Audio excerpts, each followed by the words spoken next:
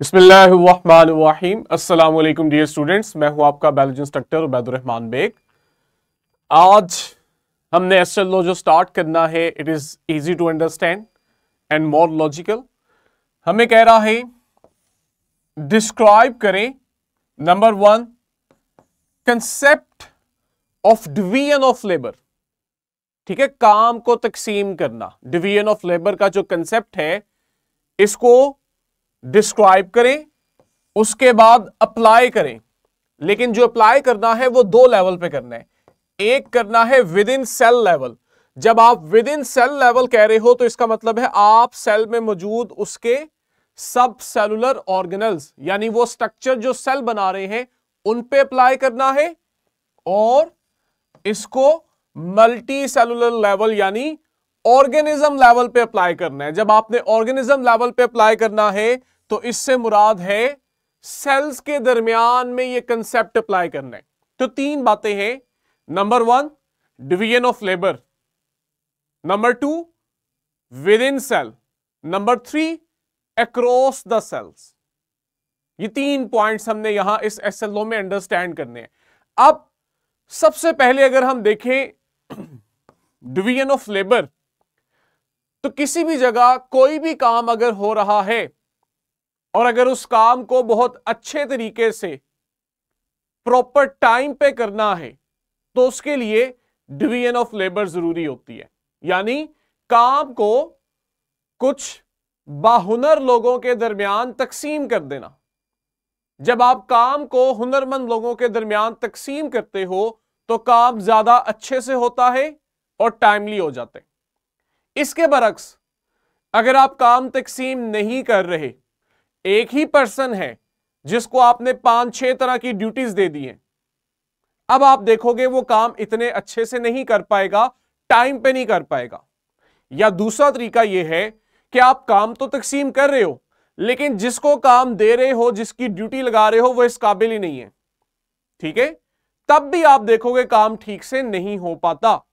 आप सबके स्कूल में आपके पास डिफरेंट सब्जेक्ट्स के लिए डिफरेंट टीचर्स हैं, या जैसे हम आपको यहां पढ़ा रहे हैं चेस अकेडमी के थ्रू, तो यहां डिफरेंट सब्जेक्ट्स के डिफरेंट टीचर हैं।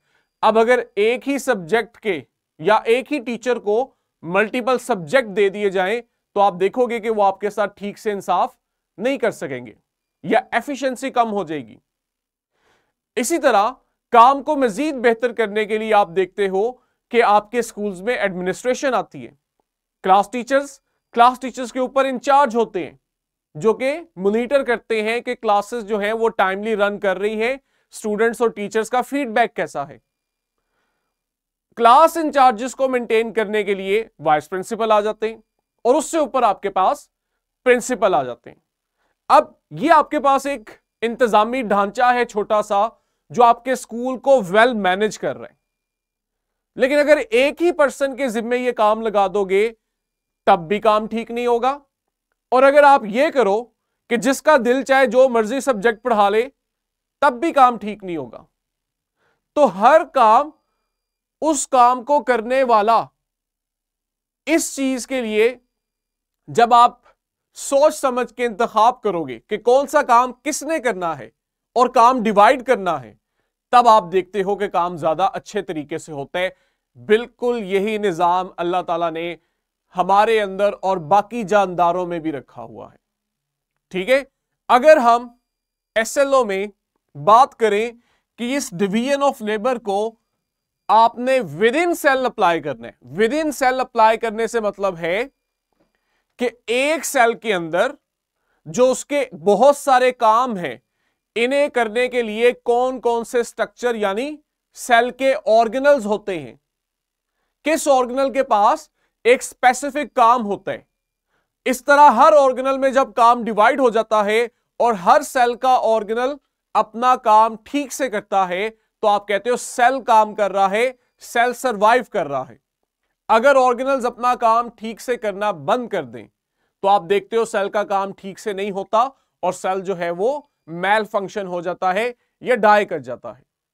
तो जब आप सेल लेवल के ऊपर डिवीजन ऑफ लेबर को पढ़ोगे तो आपने असल में यह देखना है कि सेल का कौन सा ऑर्गेनल क्या काम कर रहा है, लेकिन चूंकि आप सेल को अच्छे से पढ़ चुके हो, हमने सेल के तमाम ऑर्गेनल्स को पढ़ा, उनका फंक्शन पढ़ा, अगर आप थोड़ी सी ब्रेनस्टॉर्मिंग करो तो क्या पहले मुझे बताओ, आप कुछ फंक्शंस पिन पॉइंट कर सकते हो कि हर सेल के अंदर यह काम जरूर हो रहा होता है? वो काम कौन कौन से हैं जो आप कहते हो कि ये सेल में ये काम हो रहे होते हैं? Any idea? कुछ फंक्शन मुझे बताओ जो आप देखते हो सेल के अंदर हो रहे होते हैं, बाद में हम पूछेंगे, डिसाइड करेंगे कि ये फंक्शन कौन कर रहा है। पहले तो आपने देखना है कि सेल को जिंदा रहने के लिए क्या क्या करना चाहिए, कौन कौन से फंक्शन उसमें होते हैं। लिटिल स्टार मॉडल स्कूल, जी बच्चों।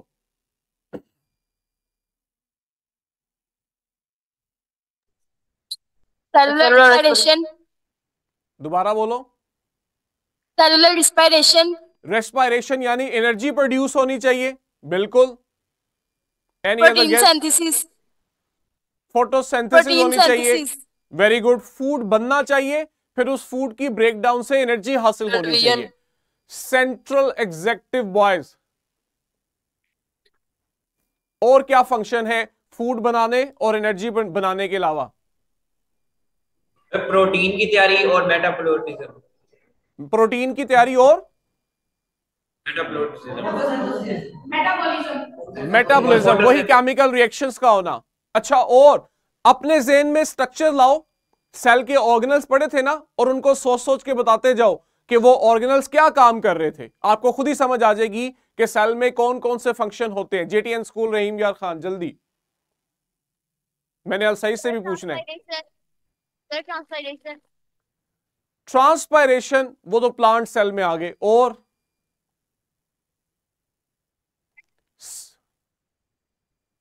सोचो आप लोग, सेंट्रल फातिमा कैंपस, जी बच्चों।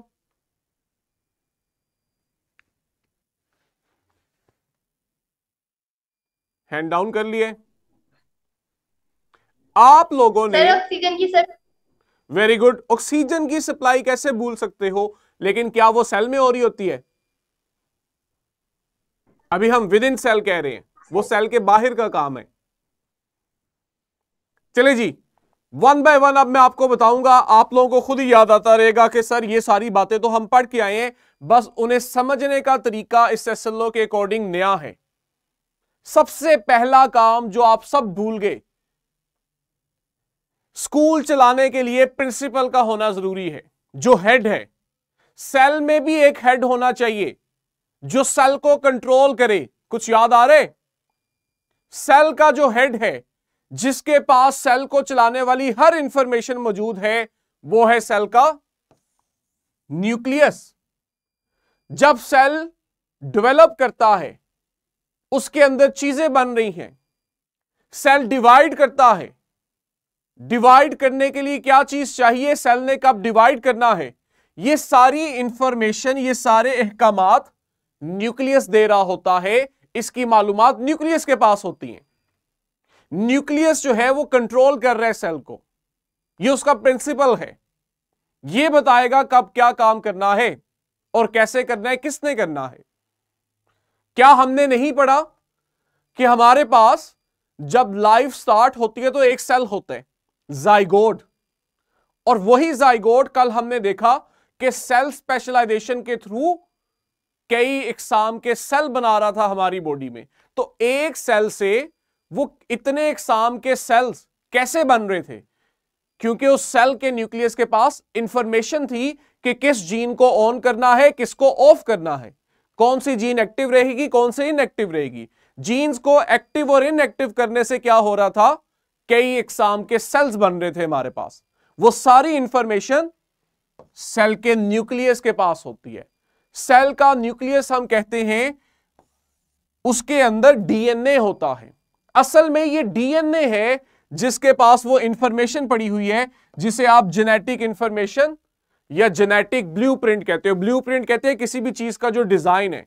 सेल का डिजाइन क्या होगा, सेल बनेगा कैसे, सेल काम कैसे करेगा, ये जो ब्लूप्रिंट है ये डीएनए है। चूंकि डीएनए एक जनरेशन से दूसरी जनरेशन में ट्रांसफर होता है, इसलिए हम इसको कहते हैं ये जेनेटिक ब्लूप्रिंट है, ये जेनेटिक इंफॉर्मेशन रखता है। जेनेटिक का वर्ड इसलिए यूज हो रहा है क्योंकि इसने एक जनरेशन से दूसरी जनरेशन में ट्रांसफर होना होता है। असल में डीएनए कंट्रोल कर रहा होता है। डीएनए चूंकि न्यूक्लियस में होता है, इसलिए हम यही बात न्यूक्लियस के लिए भी कह देते हैं कि न्यूक्लियस सेल को कंट्रोल करता है।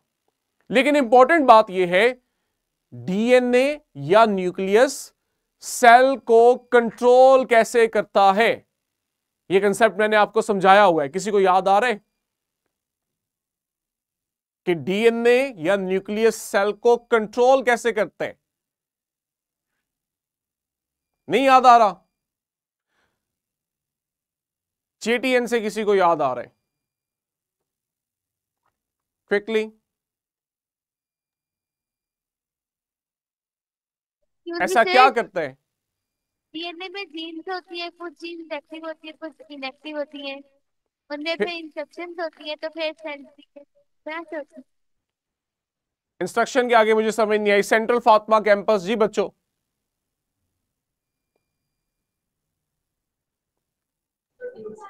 सर हर फंक्शन के लिए डिफरेंट प्रोटीन होती हैं। चले जी, ठीक है। अब मैं लास्ट टाइम आपके सामने वो समरी बना रहा हूं, इसको आपने शॉर्ट वर्ड में याद कर लेना है। फरहान गर्ल्स जो हैं, हाँ जी, क्या ऐड करना चाहते हो इसमें?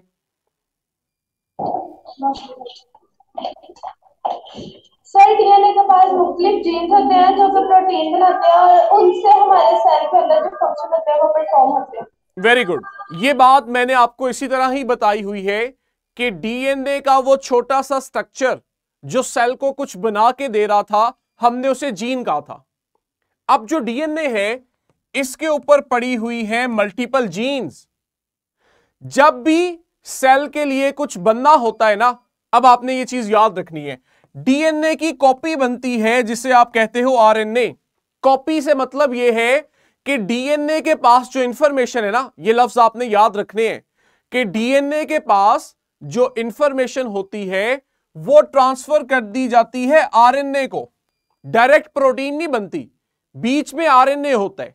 ये आरएनए फिर आता है और इस आरएनए को पढ़ते हुए राइबोसोम्स जो हैं वो इस आरएनए से प्रोटीन बना देते हैं सेल के लिए। मैं जब आपको बताता था तो मैं समराइज करके बताता था कि डीएनए जो है उसके ऊपर मौजूद जीन्स प्रोटीन्स बनाती हैं, या डीएनए के ऊपर जो जीन्स हैं उनसे हम प्रोटीन बनाते हैं। असल में इस तरह हो रहा होता है कि डीएनए से बनता है आरएनए। आरएनए भी एक जेनेटिक मटेरियल है। किस तरह का, ये हम पढ़ेंगे बायोमोलिक्यूल्स वाले चैप्टर में। जैसे डीएनए जेनेटिक मटेरियल है, ऐसे ही आरएनए भी जेनेटिक मटेरियल है। जब भी सेल में प्रोटीन बननी होती है तो डीएनए से आरएनए बनता है।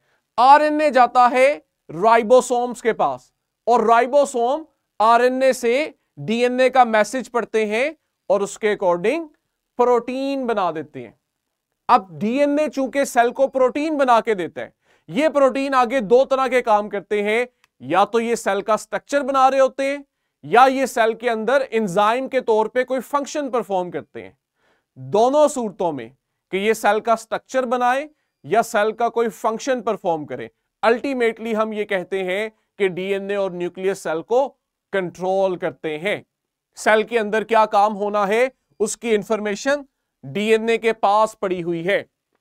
फिर एक स्टूडेंट ने बात की कि सर सेल को एनर्जी चाहिए। ऑब्वियस सी बात है, मेरा आपके साथ जो कम्युनिकेशन है ये बिना एनर्जी के पॉसिबल नहीं है। लाइट आ रही है, एनर्जी यूज हो रही है, तो हम कम्युनिकेट कर पा रहे हैं।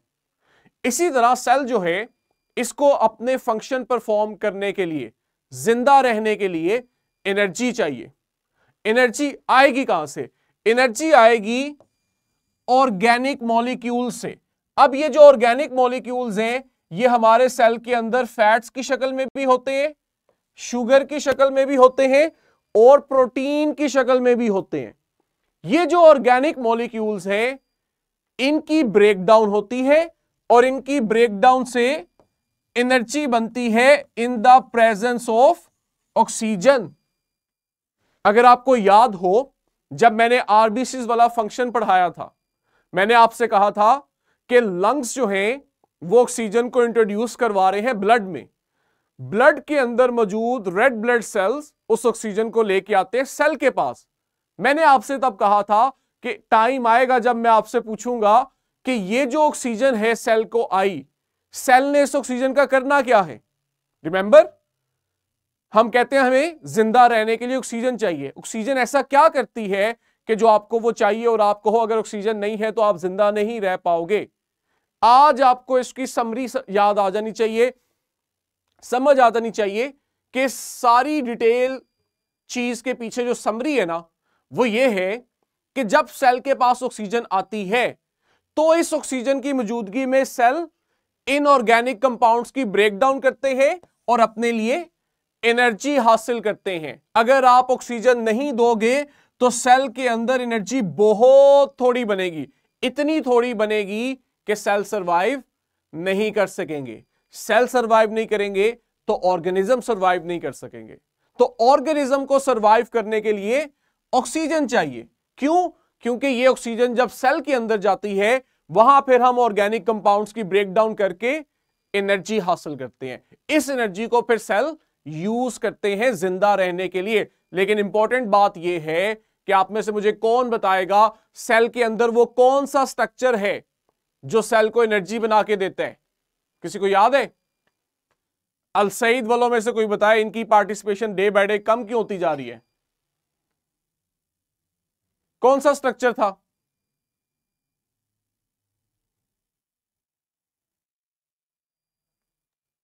माइटोकॉन्ड्रिया। किसने बोला? गर्ल्स वाली साइड से, गुड। माइटोकॉन्ड्रिया आपके पास नजर भी आ रहा है सामने कि सेल में जो ऑर्गेनल है जिसका काम सेल को हर वक्त एनर्जी बना के देना है वो है माइटोकॉन्ड्रिया।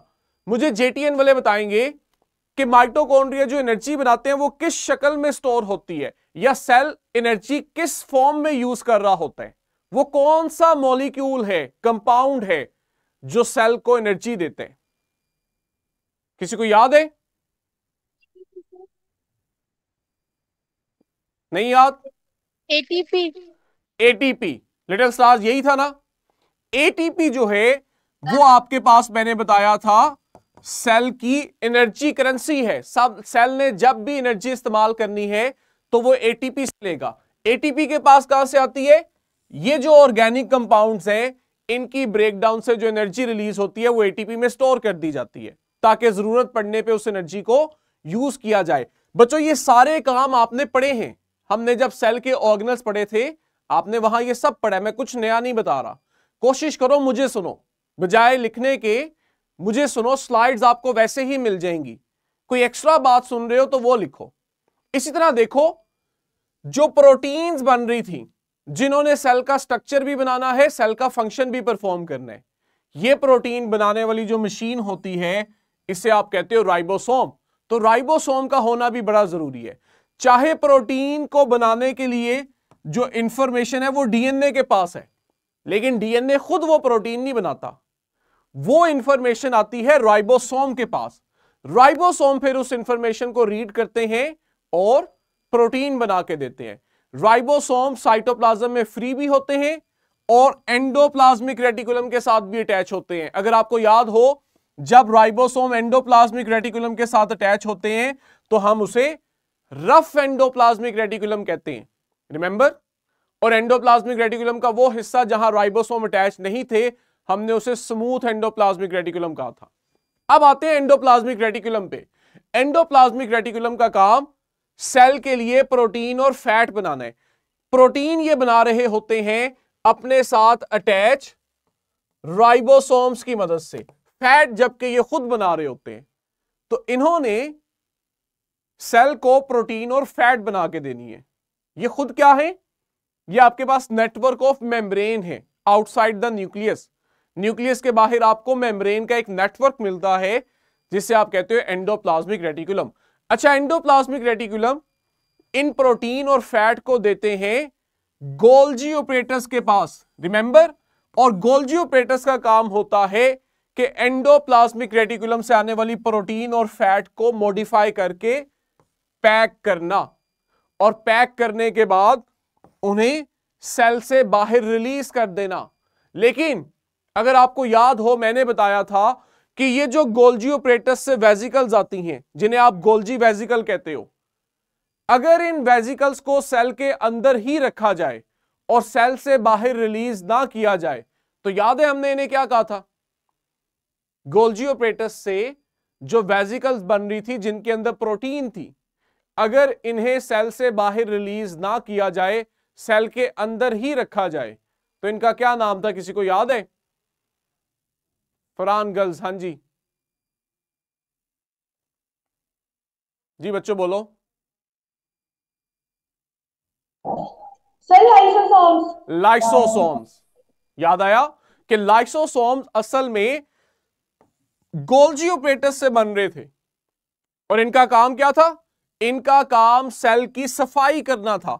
सेल में जो भी वेस्ट होता है या बाहर से जो फूड आ रहा होता है, बाहर से आने वाला फूड और सेल का जो वेस्ट है, वेस्ट क्या होता है? जैसे सेल का कोई पुराना ऑर्गेनल है जिसकी सेल को जरूरत नहीं है, इनकी ब्रेक डाउन करना, इनकी सफाई करना लाइसोसोम के जिम्मे है। तो देखो, इंस्ट्रक्शन के लिए डीएनए भी है, राइबोसोम प्रोटीन बना के दे रहा है, एंडोप्लाज्मिक रेटिकुलम प्रोटीन और फैट बना के दे रहा है, गोल्जी ऑपरेटस उसकी पैकिंग कर रहा है, और अगर वेस्ट हो रहा है, चीजें वेस्ट हो रही हैं, तो उसकी वेस्ट की सफाई लाइसोसोम कर रहे हैं। तो इस तरह से डिफरेंट सेल के स्ट्रक्चर्स अपना अपना काम करते हैं ताकि सेल सरवाइव करे।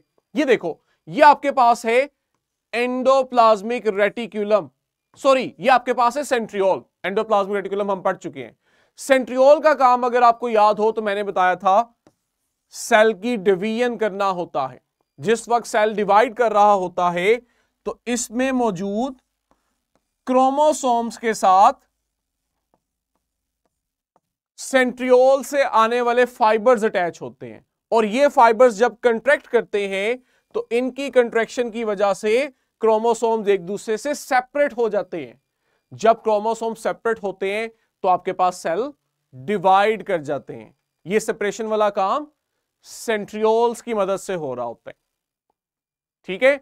प्लांट सेल में हम बात करें तो प्लांट सेल ने चूंकि अपना फूड खुद बनाना होता है, तो वहां फिर आप देखते हो उसके पास क्लोरोप्लास्ट होता है जो सनलाइट को यूज करते हुए फूड बनाता है प्लांट के लिए।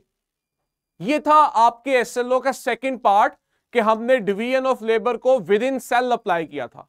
थर्ड पार्ट क्या था? Division of labour across the cell, यानी ऑर्गेनिज्म लेवल पे किस तरह काम डिवाइड होता है डिफरेंट सेल्स में।